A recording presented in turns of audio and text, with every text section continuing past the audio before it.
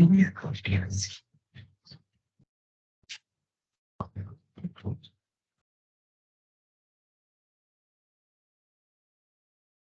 Doctor. Please welcome Professor Ramesh Gupta Burela. He heads the SNU Resolve Systems Center of Excellence, and he is an associate professor of mechanical engineering at Srinagar University. He is also an alumnus of NMCAD Lab, having completed his PhD from IFC. Having worked on non-linear material models during his PhD, he has moved to work on multidisciplinary research areas like battery fiber composites, high altitude airship, auxetic material modeling using VAM. His goals also include establishing a computer-aided engineering research center to combine his range of experience to develop smart function products or structures. Along with him, we have Dr. Jagath Kamineni, who recently received his PhD in mechanical engineering from Srinagar University and who worked with Professor Ramesh Gupta Burela. This led to 6 renowned journal articles, amongst which a review on multifunctional composites is well cited. His other research interests include biocomposites, additive manufacturing, and multi-scale modeling using lab. Thank you very much for the kind introduction. I hope my audio is clear. I am visible. Yes, sir. Yes, sir. Yes, you are. Okay, let me share the screen.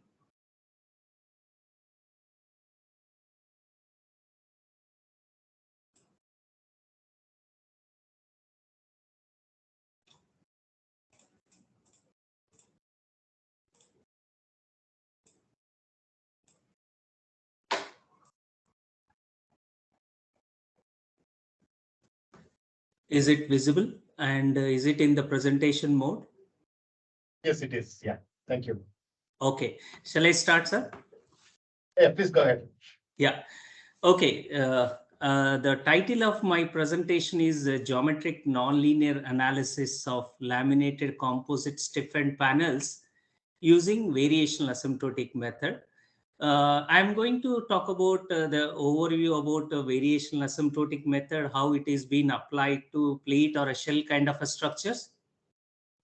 As well as I'm going to talk very specific to stiffened panels, where we developed a new method called constraint method as part of my PhD, my student's PhD work. I'm going to talk about in detail. So before moving on, I'll just talk about our university first as a snapshot. We established in 2011, which is one of the young university to get a Institute of Eminence status, just like IAC and a few more IITs got this kind of a status, and we are very lucky to have from the private university from India, we also got this status. And which is very closer to the national capital of India, which is Delhi, situated in 286 acres, a green campus. So you can see all around green everywhere except few buildings. And we have 2,000 plus students, predominantly from the postgraduate and PhD students. We have faculties of 2,000 plus, and we are not only looking after the engineering, but we have 4 schools which covering the engineering, management, sciences, and humanities. And one of the important aspect from the point of view of the students who are not from IAC or from others, like we are offering the PhD program with a scholarship of 40,000 per month, and after 2 years it is 45,000. And I'd like to just showcase that our founder is from HCL founder and former chancellor is Shivnadar. On his name only our university comes, Shivnadar Institute of Eminence, to be deemed university. Coming to myself, as I already given a brief about myself, so I won't, not getting on to more details, but I just thought of getting some kind of interaction with the industry, where I was in Scient Limited, Hyderabad, where our client was GKN Center of Excellence, where we worked on A400M as well as other aircrafts. Structural analysis we performed on the control surfaces of various aircrafts. As well as I worked in MSc software for the development of ADAMS, multi-body dynamics software development, where we introduced as a technical lead, I was involved in the development of flexible multi-body dynamics.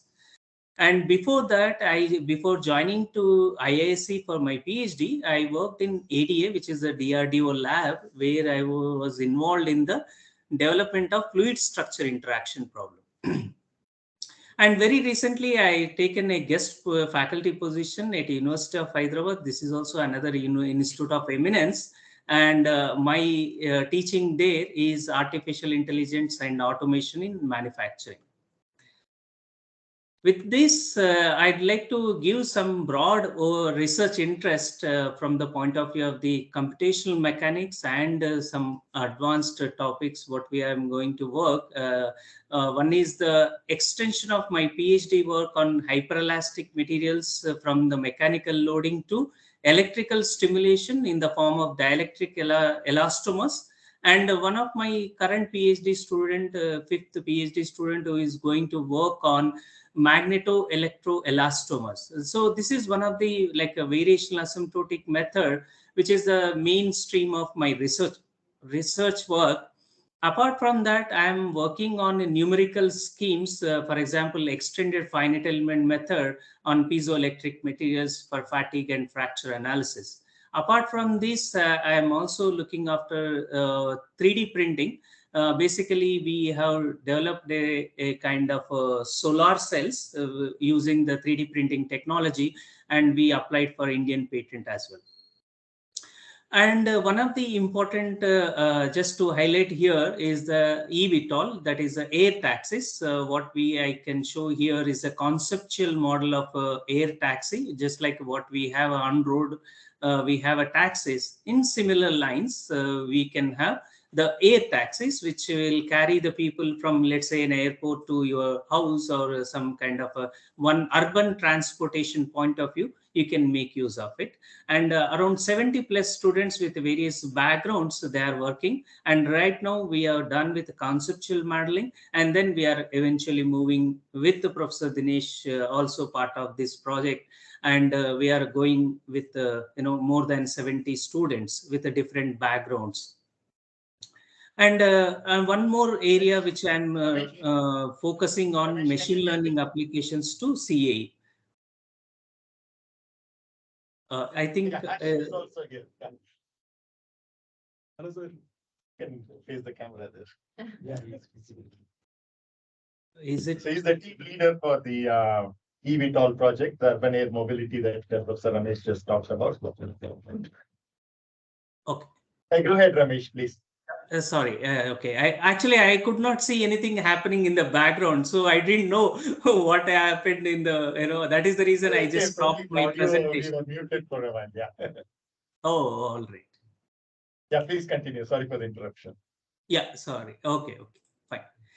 So the another area where I'm looking forward is machine learning applications in terms of either deep learning as well as the shallow learning point of view, machine learning applications to CAE domains.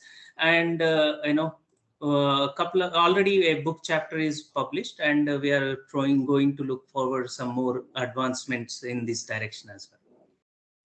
So today is the talk is on the stiffened composite structures, which is the central part of the the slide. And I would like to give the details about my students. The 3 PhD students graduated, and 5 more PhD students are on the way. And also you can see some colorful pictures from the industry people from HCL. They joined as a part-time PhD. Those who are already having an experience of 20 plus years of experience in aerospace domain, working with Airbus and Boeing. So we are very happy to have close collaboration with the industry as well, HCL. And I thought of giving some kind of a glimpse about the generations of variational asymptotic method. Either it may be developers or the users or who are propagating or you are taking care of this method, starting with Professor Victor Berdovitsky and Professor Drew Hodges. Now he is no more, but I thought of giving these as the first generation people. Then following that, Professor Hodges students as Professor Dinesh or Professor Venvinu, and there are so many other. So I just picked up this as a second generation as per my knowledge. And then I thought of giving the people who are associated with Professor Dinesh or Professor Venvinu, either at a PhD level, who are done PhD and or masters they did, and then gone for a PhD kind of one. So because of the time limitation, I could not add up more number of people over here. Excuse me for that. But, as I mentioned here, plus always refers to a good number of people who is working in this domain. So I would like to thank, as well as I would like to mention that it is a very good forum where we can get connected with each other to, look after what kind of works we are doing and what kind of, what we can take it forward in future as well. With that, let's move on to the actual presentation. Now, it's a geometric nonlinear analysis of stiffened panels using VAM. So let's give an outline of this presentation where I'll be talking about what motivates us to take up this problem, which is actually the initiation came from the Airbus as what you call to validate our capability in terms of variational asymptotic method. That is where we initiated this work, working on the stiffened panels. And then I'll be talking about in detail how exactly the variational asymptotic method will be applied for a one layer. Either let's look at as a either flat stiffened panel or a curved stiffened panel consists of two parts. One is the skin and another is the stiffener. So we can apply the method and get a what you call a dimensionally reduced form of the stiffness matrix for the one element, which is the skin, and also separately we can apply and get the constitutive law or the stiffness matrix for stiffener. Now, after getting these two, how we can apply the constraint method, where we can have the 3D level of the equality constraints. I mean to say that the 3D displacements at the interface of the skin and a stiffener to be equal.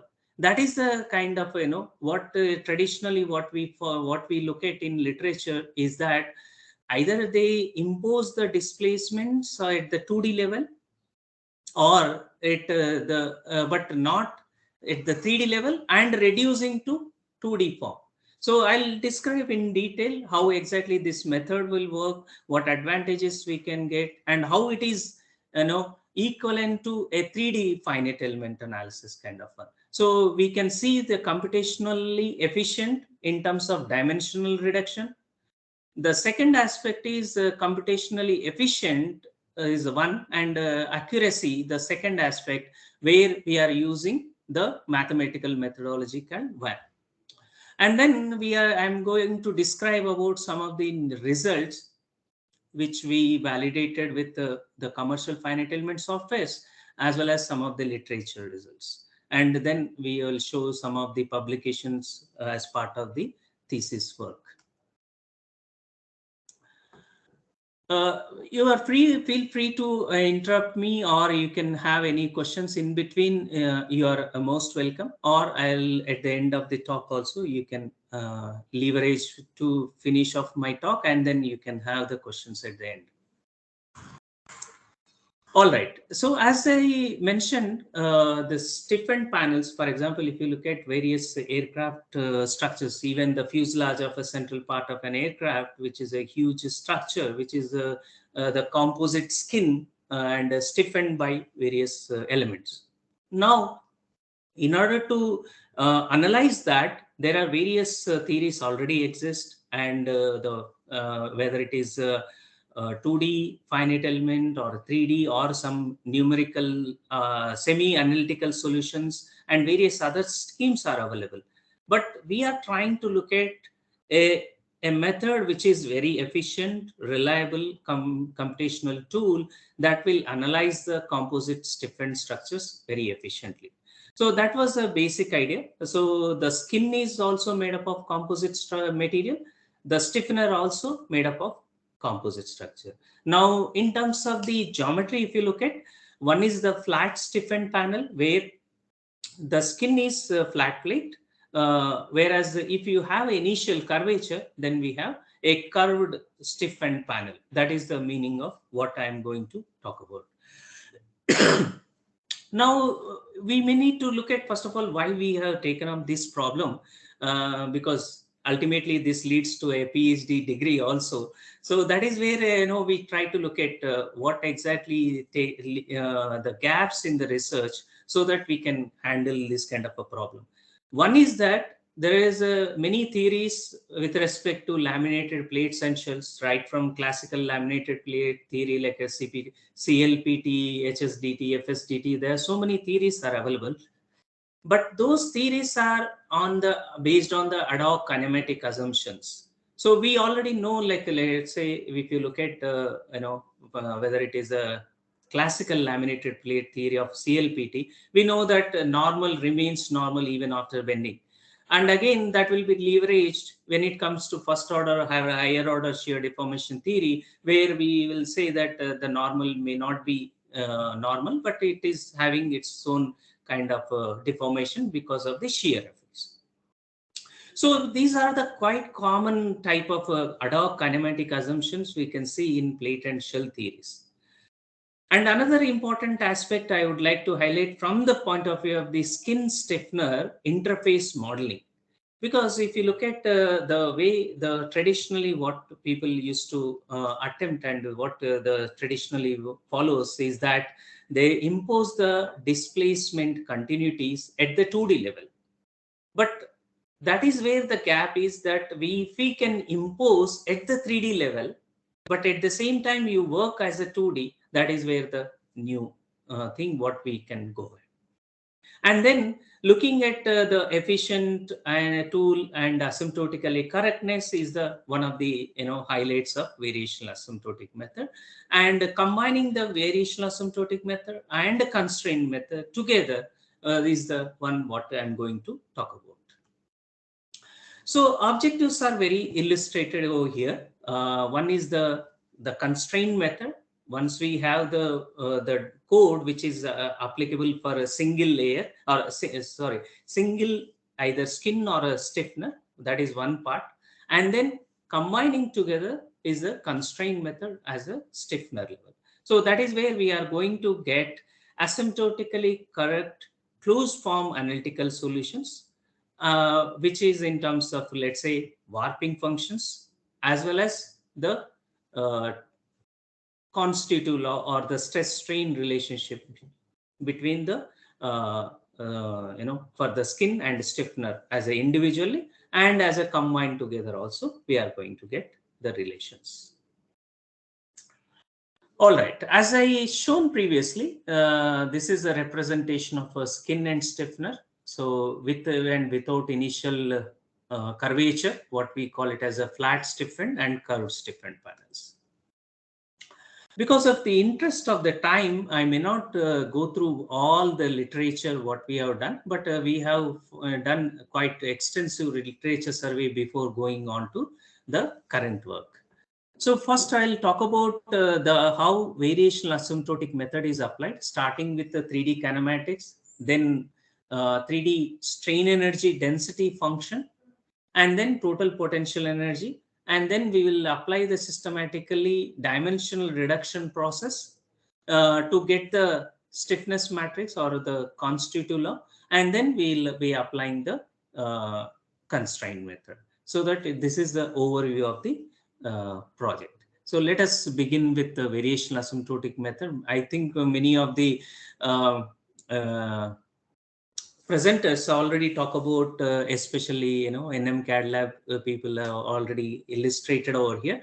Just to, in the interest of the continuity of the slides, I just give some details about how exactly the plate deformation will take place from undeformed, which is on the left hand side, to a deformed configuration on the right hand side. Now, if you look at here, what we are showing is the first of all a 2D reference surface. That means the thickness is not shown over here, whether it is in the undeformed or deformed configuration. That means we are looking as a 2D structure. That is the first thing. Second thing is that when you look at from common some inertial frame of reference, what is the point in the undeformed location, and after applying the loads, where this point has moved. That is where we need to try to look at before and after the deformation, the point has moved. Now, if you look at any point, though, the point Q, which is away from the mid surface, this is along the thickness direction, which is denoted by the letter Q. Truly speaking, in order to illustrate purpose, the thickness is given very high, very distance apart from the mid surface, but in actual practice, it is very closer to your mid surface. To just illustrate how the deformation is taking place and what kind of deformations we are accounting, that is the only purpose. The distance here, it has been shown very large. Now let's look at how this point Q has moved from the deformed configuration to undeformed configuration, or sorry, undeformed configuration to deformed configuration. Let's say that is the Q star, what we designated. Now in the process, if you look at here, there is a rigid body kind of a displacements, or the translations kind of a displacements, what you can see as a U. And over and above, we are accounting, by the way, this U is a large displacements in our analysis. And then there is a rotations, which is given as a dotted lines over here. And that will give the rotations. That means initially the normal is a straight line here, has been rotated by an angle, which is represented the difference between the original normal and the deformed normal is given by direction cosine matrix. And then over and above, there is a, if you look at the profile of this normal is taking this kind of a shape. Now, what exactly this represent? This is the representation of the warping functions. So we are trying to look at three kinds of deformation. One is the large displacements, large rotations, as well as the warpings. So that is where the particle which is at Q has moved after the loading or after the deformation, it has reached to Q dash. Now, how do you, basically we'll be looking at first kinematics part, how the displays, how do you designate this deformation kind of one. We'll be starting at the first is the position vector. If you look at over here, the undeformed configuration all is denoted by lowercase letters, let's say R, starting with the position vector R, which is the position at the mid surface.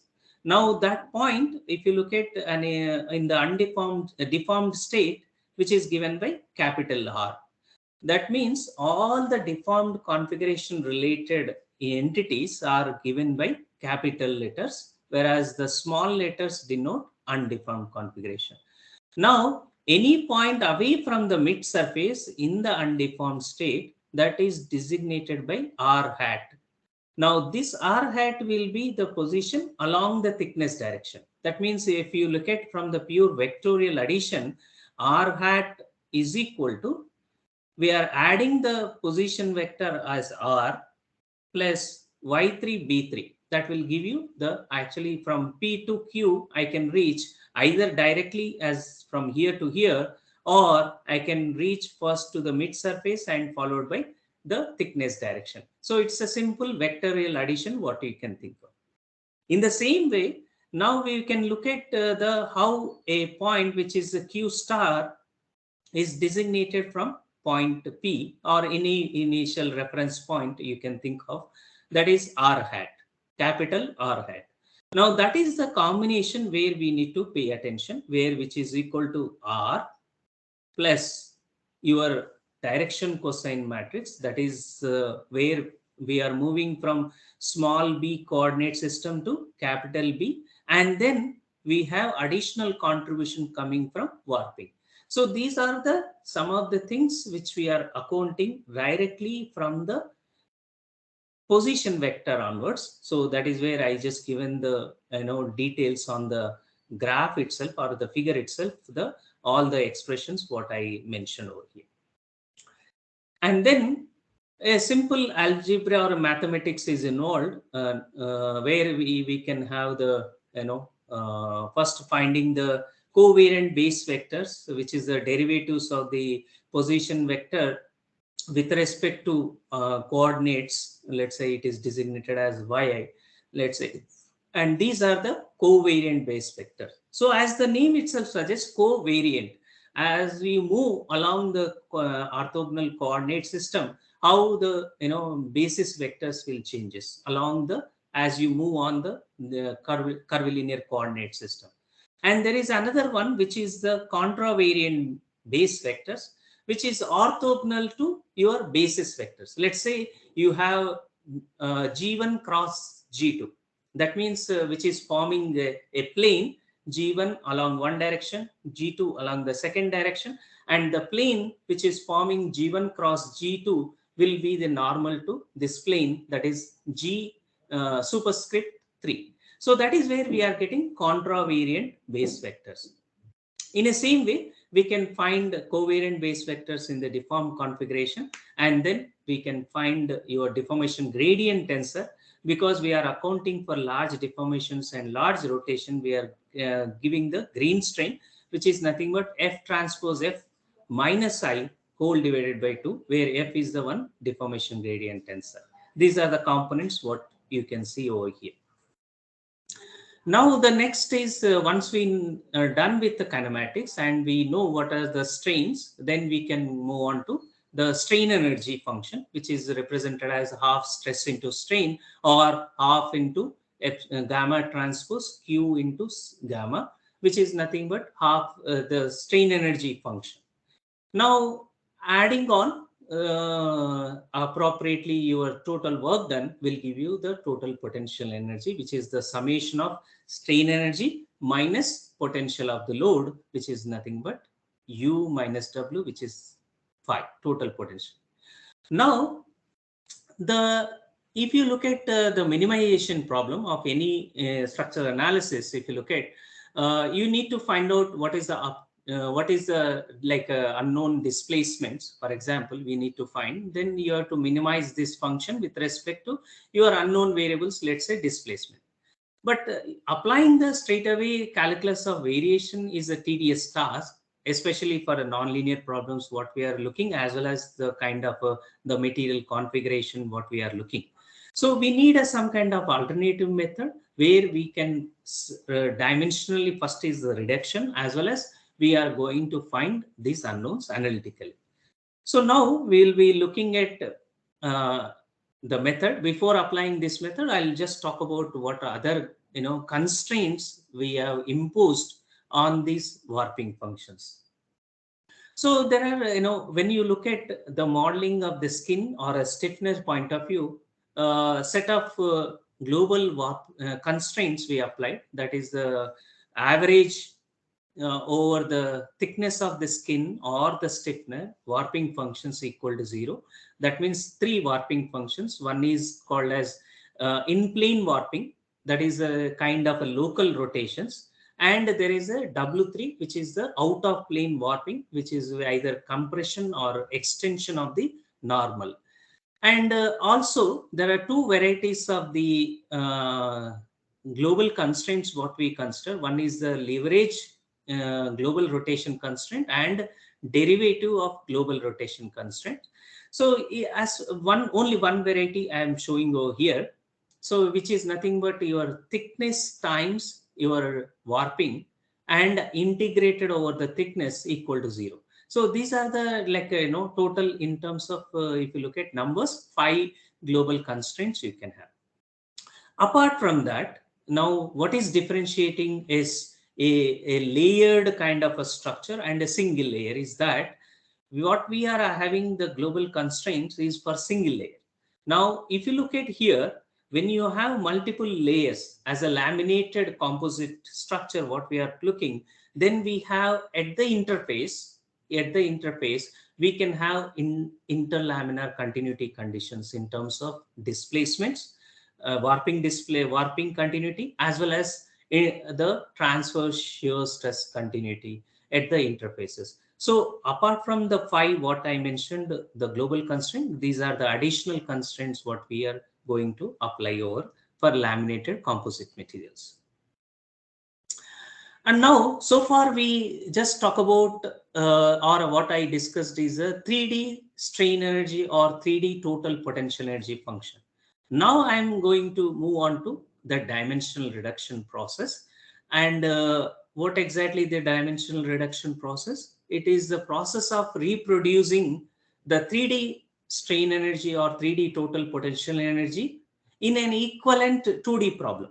That means instead of looking at the 3D, whatever the length, width, and height, we are looking at only 2D problem where you have length and width only. The thickness is nothing but you are integrated, so that you can work as a 2D problem, not as a 3D problem. But can we do this one in a very mathematically rigorous fashion? And that is where we say yes, and that is where we apply variational asymptotic method. In order to apply this method, we need some kind of small parameters. What we call it as a small parameters is that there are two kinds of one. One is geometric small parameters and the material small parameters, or physical small parameters for that matter. So when it comes to geometry, as the problem itself is dictated over here, like in case of a plate or a shell kind of a structure, the thickness is very small as compared to in plane dimensions. And in case of a shells, we know that the thickness to radius of curvature in one direction or in two directions, h by r. In case of a plates, it is h by l ratio. Whereas in case of shells, it is h by r ratio, which is considered as a geometric small parameter. Apart from that, we can also have in terms of the, let's say, strains, the order of the strains. Either it may be small strain, whether it may be moderate strains, where the magnitude of it is asymptotically, if you look at the order, then it is, let's say, 10% of the strain or 20% of the strain, which is still less than 1. In an asymptotic sense, we can treat them as a small parameters. Apart from that, if you look at from the problem in nature, where the thickness of the core to, let's say, thickness of the face sheet. For example, if you look at sandwich panels, where you have thickness of the face sheet divided by thickness of the core, is also a kind of another small parameter. Even the material properties of the, one where the ratio it's leading to far less than 1, or let's say the ratio is very less than each other kind of one. Now, when we were trying to work out this dimensional reduction process, we will go in an asymptotic series. That is where the variational asymptotic method, I'm talking about asymptoticness. Now, this asymptotic is the one where you can see the total potential energy phi is classified into different orders. Now, the maximum energy or the major contribution of that is given by phi naught, which also we call it as 0th order energy. And then following that, which is less what you call magnitude, you can say, or the one which is called as first order total potential energy, phi of 1, then followed by phi of 2, so and so.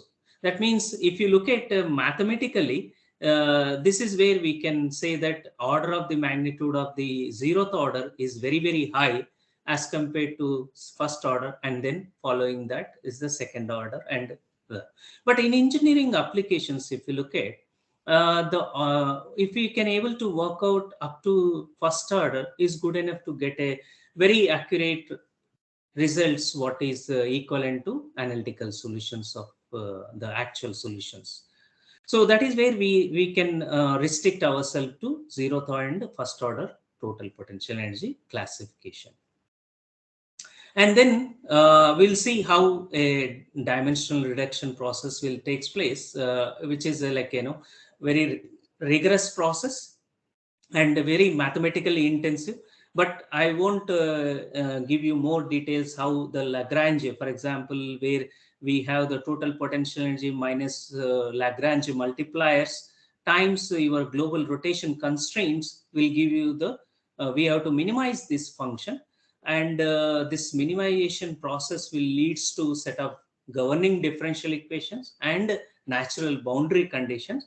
Using the set of these boundary conditions and the differential equation, we can able to solve for warping functions, which is an analytical expression. So I'll show you some of the analytical expressions. Before that, I'll show you the, first of all, what are all the variables involved when we are looking as a 2D reference surface. Now, what kind of a deformations we are accounting in terms of 2D? If you look at here, 8 strain variables. For example, in plane 2D in plane strains epsilon 1, epsilon 2, and in plane shear gamma 1, 2, and the curvatures kappa 1, 1, kappa 2, 2, and the testing curvature. This is the 6 happened, and then the transverse shear strains, these 2. So altogether we are accounting for 8 2D strains, and then we are looking after, it is made up of 3 kind of a stacked laminate configuration, which is designated as a core, the central one, the top and the bottom. This all 3 together what we have considered as a laminate. And these are the analytical expressions. Very happy to present, but I'm not going to show you the actual code or something which runs over the pages and runs over the slides. So it is just that is why we are given and so on. So we will be happy to make a demonstration, or we can able to show you on the mathematical as per your convenience. And then once we know the what we have the 3D warping functions as unknowns, once we've got it, we can substitute back in the 3D energy function, and we can integrate over the thickness to get the 2D equivalent energy function. Once we know the 3D equivalent energy function, we can double differentiate with the all 8 strain vectors, what we have, 8 quantities, what we have, the 2D strains. If you twice differentiate that, you can get the 2D constitutive law, which is like, in a traditional way, what we look at as a ABBD matrix in a composite laminate. So that is the reason we are given in order to, try to look at how our results are matching with the classical theories or other theories. So we are trying to put up in the similar fashion. So that is where A11 refers to second derivative of this strain energy function with respect to, let's say, epsilon xx. And similarly, we can have other what you call the stiffness coefficients. And this is about, since I mentioned we can develop in the asymptoticness. So what I shown previously is the one which is the 0th order. Once we got the 0th order results, we can perturb these warpings and get the 1st order results of the 3D warping functions. And these are the analytical expression what we got it. And then again, we got the stiffness coefficients also in the similar fashion. So, as you can see, there is no other kinematic assumptions are applied over here. And if you look at the smaller energy contributions only, we have been neglected. Since we are applying this asymptotics to energy, not to the differential equation. In a traditional asymptotic methods, we will be applying the asymptotics to differential equations, but not to we are able to get an asymptotically correct closed form solutions in terms of 3D warping functions and as well as 2D constitutive law. Let's very important method what I'm going to describe is the constraint method, which is very much applicable for stiffened panel design. So the basic framework is what I discussed about the application of VAM to either skin or stiffener so far. Now we are how to combine these and imposing the 3D displacement continuity at the interface of the skin and stiffener. That is what we are going to look at now. So this is a flow chart which gives an overview how exactly what we have is the skin and stiffener, as I mentioned. So we are applying the variational asymptotic method. We will get the stiffness matrix of individual elements. One is the skin elements level stiffness matrix, what we can get, and individually we can get the stiffness matrix. Once we know this, then you can combine the global stiffness matrix we can form, and then apply the constraint matrix and get the 2D displacement. This is like a systematic procedure how we can follow. I'll illustrate with some of the example also how we can able to follow that. So in a mathematical sense, everybody knows that it is Ku is equal to F, or K is the stiffness matrix, U is the unknown displacement, is equal to the external applied force F. This is the standard form of the equations that we will use in the finite element analysis. Now, why we got into finite element right from the analytical solutions to here? Because we are modeling, once we know the analytical solution in terms of the stiffness constitutive law, we are going to analyze this skin and stiffener as a 2D finite elements. Okay, so this is where the finite element stiffness matrix of the skin, finite element stiffness matrix of a skin we get, and then combinedly what we can got is KC, combined global stiffness matrix, and this is a combined global displacement vector, combined global force vector, and then we will apply the constraint method and we can get a dimensionally reduced form, okay, which is we denoted as K bar into U bar is equal to F bar. And then what exactly the constraint matrix, which is nothing but your X. So we are pre-multiplying the X on equation number 21 in order to get equation number 22. I'll illustrate little more details once how exactly this X matrix should look like and how we can go about. Let us look at a very a simple illustration over here. This is the one where we, let's say, this is the skin, first of all, which is modeled with, let's say, 4 elements, and which is having the nodes, let's say, 1, 2, 3, 4, 5, 6, 7, 8, 9. That constitute 9 nodes, 4 elements, which is I'm talking about the skin first. And then there is a stiffener, which is designated as 4, 5, 6, 15, 14, and 13. These are the nodes corresponding to 2 elements of the stiffener.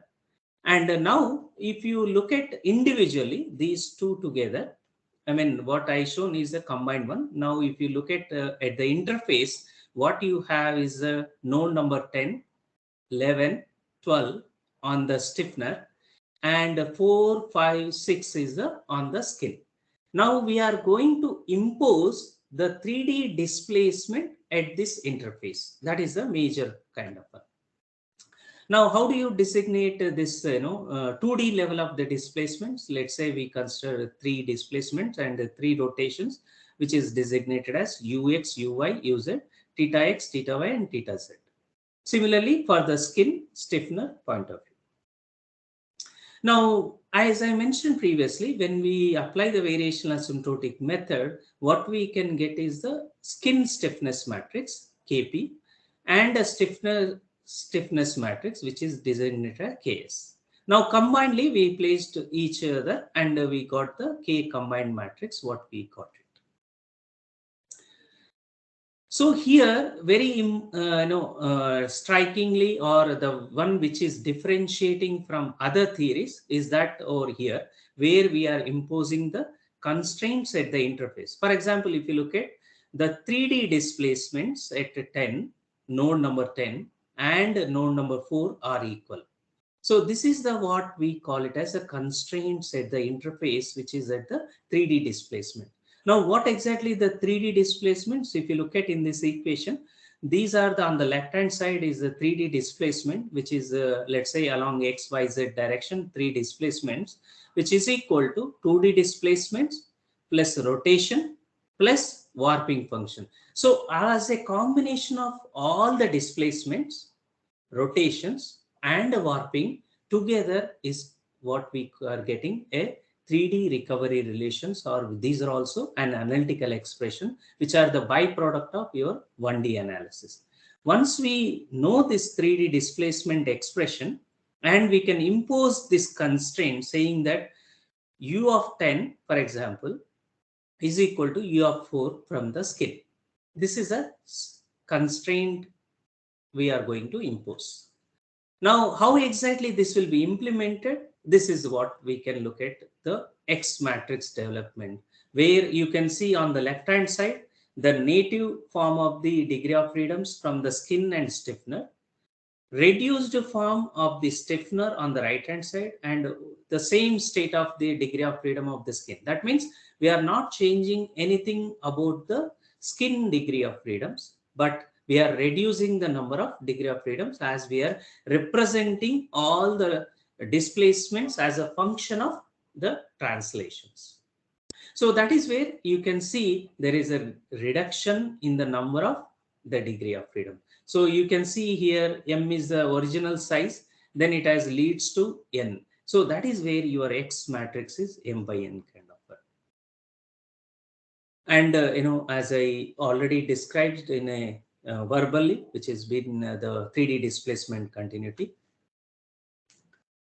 Let me just I'm trying to look at how much time I have. Okay, I'm not going to late also. Let's look at a overall flow chart, which is going to demonstrate how exactly this method will work. Let's say your Ku is equal to F form, which is the combined stiffness matrix.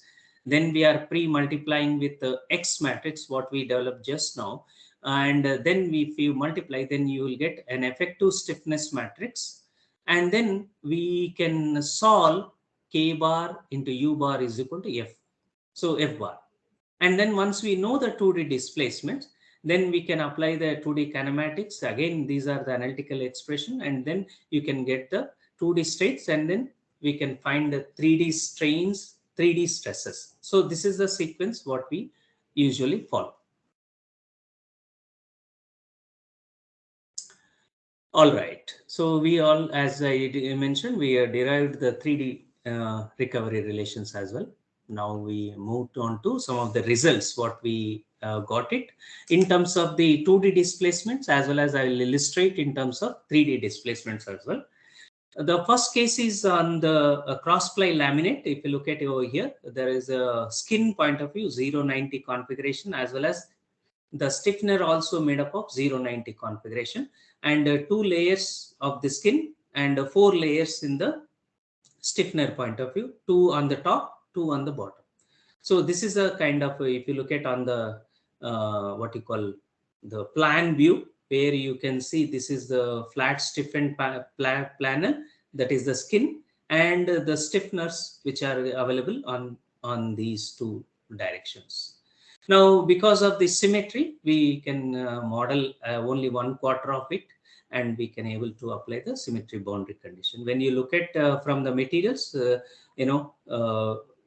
this is like a orthotropic material properties, what we have considered, and geometric dimensions, and which are trying to look at validation purpose. We have made use of the existing test cases details so that we can have validation studies. So initial validation is in terms of the 2D displacements. That means when I look at 2D skin, 2D stiffener, now I'm validating my results with the literature, whether it 2D finite element or some semi-analytical solutions what is available, and we can able to find what is the like a load versus deflection curves, and we see very close matching with the literature values. So that has given very good confidence about, first of all, at the 2D level. But as we promised for a 3D level of accuracy, I'll show you next in terms of 3D displacements as well.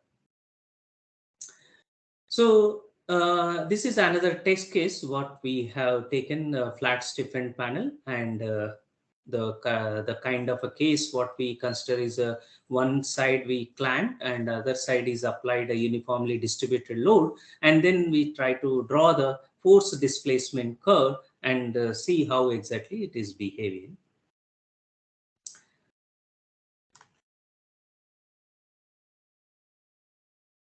Okay, so now if you look at from the another test case, from the point of view of the stiffened panel, this is a flat plate and a flat stiffener, and if you look at the load deflection curve, on the right hand side we have given what I just illustrated, which is clamped at one side and applied the actual uniformly distributed force, and then we compare these results with the 3D finite element. Now, whatever the results what we got is from the recovery relations of the analytical solutions of us versus the 3D finite element results, and you can see very close matching of our results with the 3D finite element analysis. This is for a cantilever test case, and we have done for other loading conditions as well as the boundary conditions as well. So where we look at how the deformation is taking place along the length as well as along the width directions, and what is the profile it is taking place, that we are able to draw for the different directions. And second case, if you look at from the simply supported boundary conditions, and then we plotted again the load versus deflection curves, how you can see there is a close correlation between the 3D finite element and here. We also extended from the flat stiffened panel without initial curvature to initial curvature one. That is where the kinematics is almost a similar kind of one, but a little more rigorous involvement in terms of the initial curvatures. So there is a additional efforts is required in terms of the shell point of view. That has already done, and the analytical expressions we already derived. So I'm just running through it, but it has taken a quite long amount of time and efforts in order to develop these equations or derive these equations. I should really thank my PhD student who worked tirelessly in order to get such expressions. And then this is the one what we chosen as a shell stiffened panel, where you can see the initial curvature, and there is a stiffener is a flat plate kind of that is where what we consider, and this is a boundary condition as specified by the Airbus actually. So that is where you can see there is all degree of freedom constrained over here, and 146 is constrained here and here, and there is a load is applied on the axial front kind of one. So this is the one specified by those people, and we validated again these results with the 3D finite element analysis. Again, in terms of the boundary conditions also we changed, and we got very close proximity of the results. All right. So just mention that some of the limitations what we have done so far is in terms of the a thickness of the plate or shell is a constant, but there is no as such like a constraint kind of thing, or where we can't go for a variable thickness kind of one, or even the sandwich panels where we can have relative thickness of the skin and core kind of one. Also we can have additional small parameters we can able to bring, and we can apply the same procedure of the constraint method, and we can get much more better accurate result for sandwich panels. And also as of now we have done for 3 layers because of computational availability computational in order to run the kind of a hardware is not supporting at that time, but now we are able to make out much more better kind of problem statement we can able to consider. And also, if you look at this is as of now, we look at as a thin plate or a shell kind of one. Maybe we can derive a separate theory for thick plates kind of one. That is an additional thing. And also, as I mentioned, this is only limitation of this current work, not as from the point of view of the variational asymptotic method. So that's thought of highlighting that one.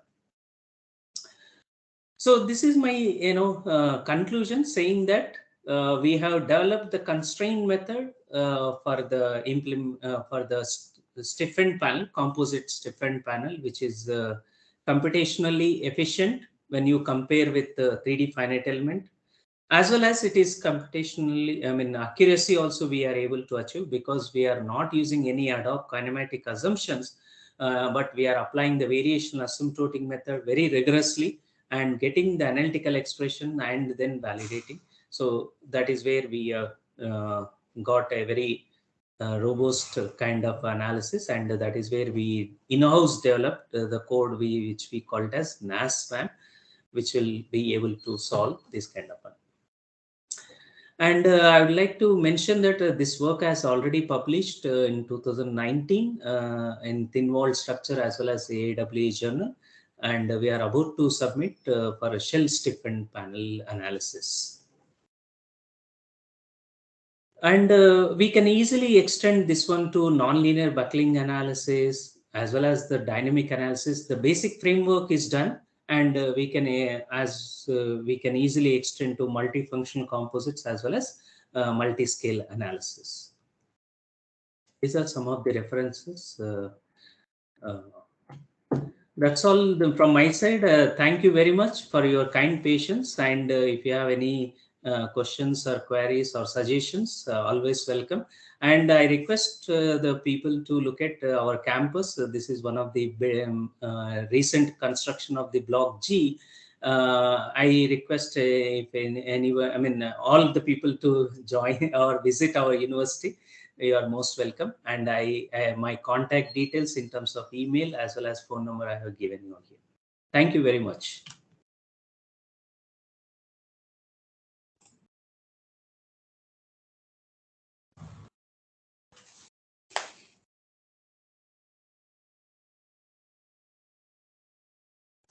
I am not able to hear your voice. So thank you for the presentation. It's really good work, and I'm amazing about the work that you have done in the buckling of stiffened panels. I didn't get very well. So if I understood, you do the plate of the skin, and then you do the plate of the stringers. Yeah. And then you impose these constraints on the joint point. Yeah. I did not get how you can get the interaction between the two. So, because if you analyze them separately, then you do not take in account the influence of the stringer on the buckling shape on the skin. If I able to explain you in this form, maybe if you are able to see my screen, let's say this scale is the flat stiffener, and my mobile is the flat plate skin which acting. Now I am placing one over the other, and I am trying to make the interface displacement continuities. Well, let's say at the interface, I am going to have the nodes which are like an interface kind of one. Now I am imposing the 3D displacement continuity at the interface. That is the major kind of a challenge. How do you impose 3D displacement continuity at the interface? So if you look at the X matrix, what we have is the one which is able to take care of the one as I'll just go back to my PPT and let me put it just one minute. I'll just get back to you on that. No, the continuity of the displacement is clear to me. What is my main problem is that, for example, if the stiffeners it's 4-ply 8-ply or 16-ply, Mhm. it can even the buckling shape of the skin. Can you see that, for example? There is a little disturbance. I could not get the last sentence what you asked. So the continuity of the displacement is clear. How Okay, you- fine. Okay, yes. Mm. What is not completely clear to me, if you, in which way you can take in account that, for example, if how the stiffness influence the buckling shape, because if the stiffness is 8 plies or 4 plies or 16 ply, the skin buckling shape can be different. Yes, absolutely. See, first of all, when you always, it is always that the skin is always a thin kind of a structure as compared to stiffener. Now, the stiffness is coming separately, and the skin stiffness is coming, and we are taking care of those stiffness. For example, K combined stiffness matrix, what we are forming is actually accounting for the stiffness. Now, the stiffener may be, let's say, 8 layers, 10 layers, or it may be multiple layers. Even if because if you look at if you look at in case of a practical case of a aircraft wing, then it is 76 layers of a skin, and then you have the stiffener also. Now we can extend the skin point of view, whatever the number of layers, from 3 to n number of layers. This is one aspect. At the same time, we can also model the stiffener to any number of layers, and we can able to take care of that stiffness. Now we can combine both of them in a single unified fashion, and then we can bring it to the constraint method. Okay, so you combine the two stiffness Yes. before. Okay, yeah. Yes, Okay. yes. So we are also ensuring the continuity between individual plies Yeah. through the thickness analysis. Okay. So that's where we are incorporating that stiffness, additional stiffness because of multiple layers. Okay. Oh, yeah. Thanks. Yes.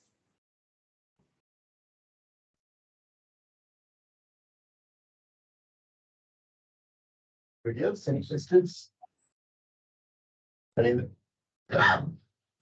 Thank you very much, Ramesh. A very interesting talk. Of course, I was aware of it, but good to hear it from you rather than Jagath. It's a different perspective to the whole thing. So thank you so much. And also thank you for slide number 6, which was like a gift for me. Oh, thank you. Actually, it's my pleasure, and it's my gratitude to you that you have given me the opportunity to work on variational asymptotic method, and almost like a 2 decades plus association in terms of personal and professional level.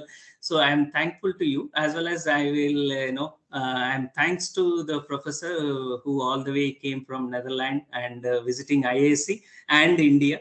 So I request, and I hope we can you can also come to our university at Delhi, which is the national capital. Yeah. Already she has an invitation from Shrikant. Maybe she can combine both. Oh, all right. IIT Roper. IIT Roper. I would So- love to do it.